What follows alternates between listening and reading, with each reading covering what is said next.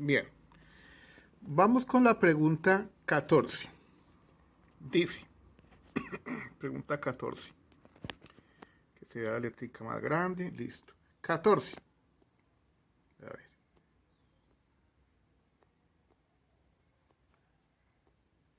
Dice, enseñaban a convencer, persuadir, recibían remuneración y fueron maestros del relativismo. O sea que eran tremendos filósofos maestros que manejaban el arte de la relatividad, el pensamiento relativo. A. Los escépticos.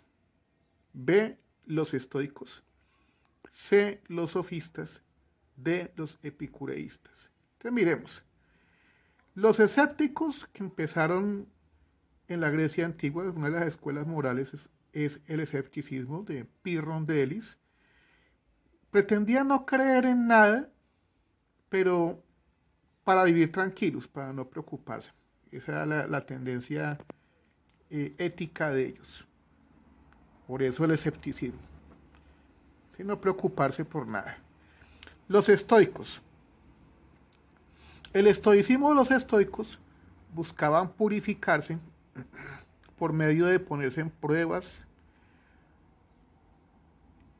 penitencias, acciones que los purificaran, que los pusieran a prueba. Por ejemplo, hacer un ayuno, por ejemplo, ponerse pruebas de resistencia mental, también, por decir algo, infringirse en sufrimientos, por ejemplo, dominar el dolor en ciertos momentos, ¿sí? Eh, el estoicismo incluso llegó a diferentes partes como la India, por eso los faquires todavía hoy en día conservan prácticas estoicas. El estoicismo busca purificarse por medio de pruebas, de sufrimientos. Los faquires se acostaban en una, y todavía en la India lo hacen, en una cama que es hecha por puras púas, por, por puros filamentos, y se acuestan ahí y pues lógico que eso le chuza por todo el cuerpo, por todos lados, pero ellos se imponen ese sufrimiento para dominar el cuerpo, para dominar eh, el dolor, supuestamente dominar el dolor, el placer, todo. Entonces el estoico se hace penitencia, se pone pruebas, se pone a pruebas y se infringe a sí mismo sufrimientos. Bueno, los sofistas. Los sofistas eran los maestros filósofos antiguos que volvían un argumento grande pequeño y un argumento pequeño lo volvían grande, eran relativistas. ¿Ya? Los sofistas fueron muy criticados por Platón, por Aristóteles, porque los sofistas, digamos, buscaban la conveniencia. Entonces, ellos eran maestros del lenguaje, del discurso, cobraban por preparar a las personas por el discurso. Los sofistas, los filósofos sofistas más famosos, Protágoras de Abdera, Georgias de Leontino, Zenón de Elea, eh, prácticamente mostraban varios argumentos de cómo volver un argumento débil fuerte o un argumento fuerte débil, cómo saberse defender en el arte del discurso. El derecho de defensa o lo que es, digamos, el defender un punto de vista y también pues el derecho en general, basa mucho la argumentación también en la sofística. ¿Ya? Los epicureístas. Los epicureístas era pues una escuela moral o ética de la Grecia antigua. Se llama epicureísta por el principal filósofo, cual era Epicuro de Samos. La doctrina de ellos era la del placer, o sea que es la escuela filosófica, ética, moral contraria al escepticismo. ¿Sí? Pues contraria, perdón, a los estoicos. Contraria a los estoicos. Porque mientras los estoicos buscaban ponerse penitencias, pruebas, sufrimientos, Los epicureístas buscaban el placer, la medida del placer. A los epicureístas también se les llama hedonistas. Pero al pensar en placer, pensamos en placer sexual y ese tipo de placer no necesariamente ese tipo de placer. Refiere a un placer en diferentes cosas. El placer que se siente al comer, al descansar, al dormir bien, al estar sano. Entonces, pues, los epicureístas patrocinaban eh, una vida sana, comer bien, claro, bailar también y estar contentos. Una máxima, un pensamiento de ellos era comamos, bebamos y bailemos que mañana moriremos. Eso era una, y ha llegado hasta hoy en día ese pensar epicureísta. Pero también eran buenos para los deportes. Ellos les gustaba el deporte, la cultura física, porque con eso pues el cuerpo sentía más fortaleza y más placer. Pero pues lo digo que en la medida que generara el deporte placer y no sufrimiento.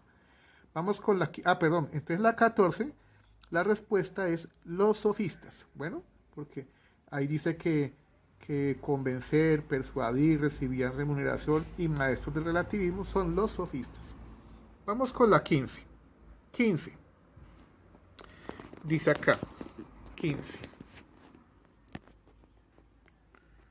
La número 15. A ver, dice. Destacó hacia el siglo XVI al ser humano como lo más importante. A. Humanismo. B. El Renacimiento. C. Hugo Grocio. D. John Locke, que es el padre del empirismo, y el empirismo significa experiencia, que se aprende por experiencia. Destacó hacia el siglo XVI al ser humano como lo más importante.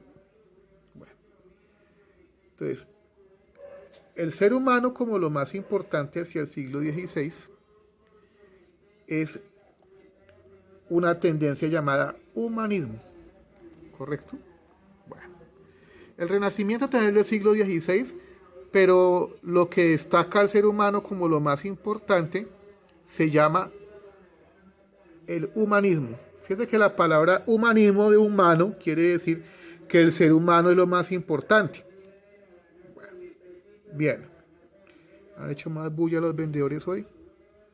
Pero bueno, la gente trata de defenderse en medio de la crisis que genera la pandemia, incluso en lo económico. 16. Uno de estos fue sofista. A. Epicuro de Samos. B. Heráclito.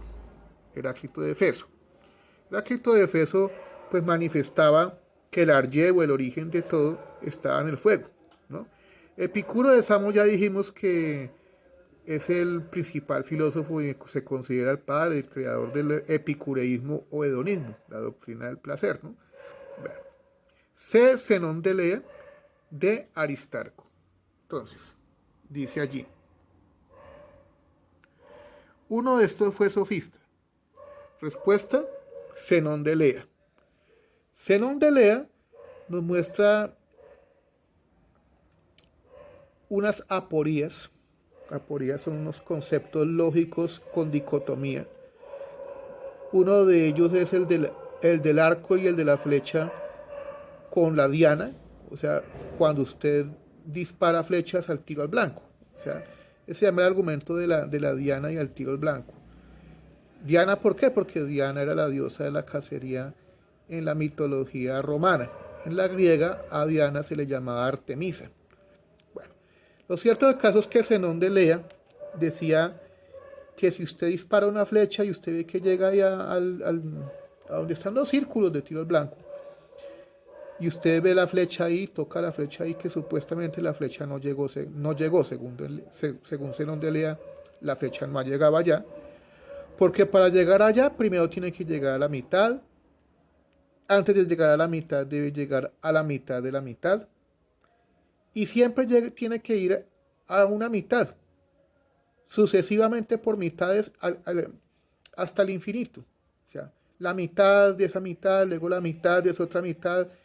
otra mitad, así sucesivamente, y nunca se llega a concretar que llegue.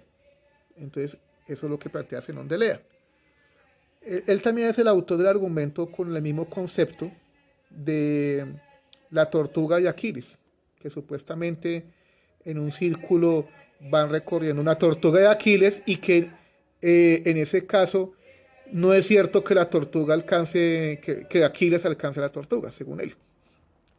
El mismo argumento, porque siempre hay que recorrer una distancia y en esa